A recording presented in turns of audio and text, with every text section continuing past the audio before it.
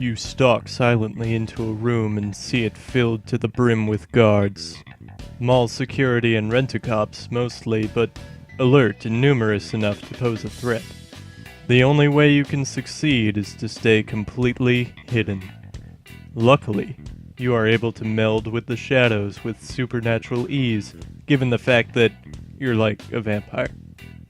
You sneak around this guard, break that one's neck, and drink this one's blood. His life force will fuel your deadly powers. You teleport to a guard down the hall and, break his neck. Someone spies the body.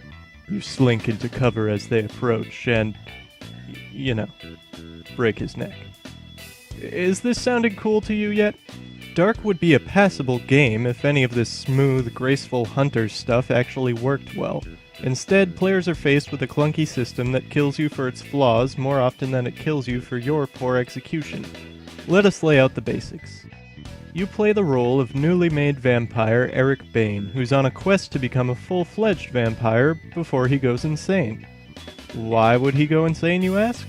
In this universe, one must drink the blood of the vampire that made you, or else you'll turn into a mindless ghoul. That's all well and good, except for the fact that Eric has no clue who made him. Instead of his sire, he hunts very powerful vampires, hoping that their blood will do just fine. Seemed logical enough to me. Along his journey, he is helped by Rose and some other characters, all of them vampires. They all seem largely shallow, and they all seem poorly voiced. There's some decent dialogue to be sure, but almost all of it verges on cringeworthy. Eric himself has some good lines, and his actor is generally alright, but there is nothing impressive to be had from any of them. I got the feeling that they were only present to usher the player to the next stage, and that the story was an excuse for the gameplay. There is a fundamental problem with this approach, and I think you know just what that problem is, but we'll get to that later.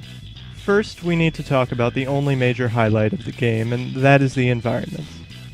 They're both fairly imaginative and visually impressive. Of course, they're nothing compared to games like Dark Souls, Skyrim, Halo, or even Crysis, but they serve as a pleasant distraction from the stumbling block that is the game's mechanics.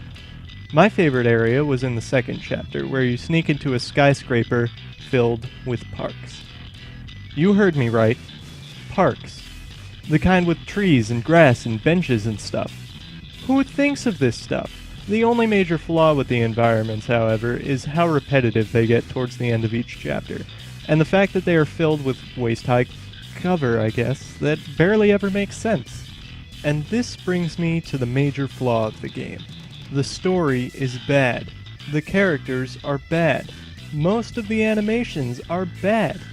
I forgave these exact same problems in my review of Magrunner Dark Pulse, because the gameplay and level design were so solid. In the end, it was a great game in spite of its flaws, so naturally, Dark expected to let the game mechanics speak for the whole game, utilizing story to justify the coat of paint and shiny powers the player gets to use. You know what's coming. The gameplay was awful. Awful.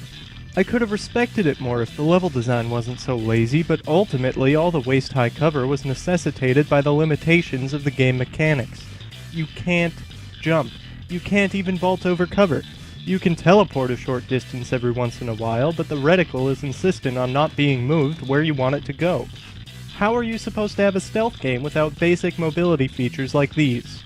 And so you are forced into the role of squatter Eric Bane, who shoots purple missiles that do different things, mashing A repeatedly so that you can break the guard's neck before he turns around and instantly alerts everyone else within a 5-mile radius. But that's not even the worst part.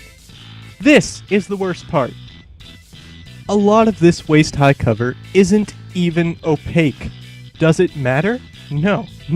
Not to the guards, who all seem gifted with centimeter-thick cataracts and bat-like hearing, but it matters to me, Realmforge Studios. It matters to me. I can't say more bad things about this game because I know there are people behind it, and they were probably on a tight schedule with this one.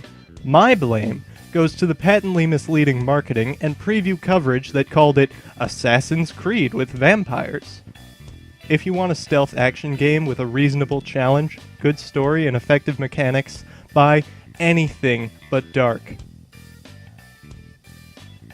I can't even rate this game. I'd feel too bad. This has reluctantly been DingosAreFrisky with your review of Dark. Thanks for watching.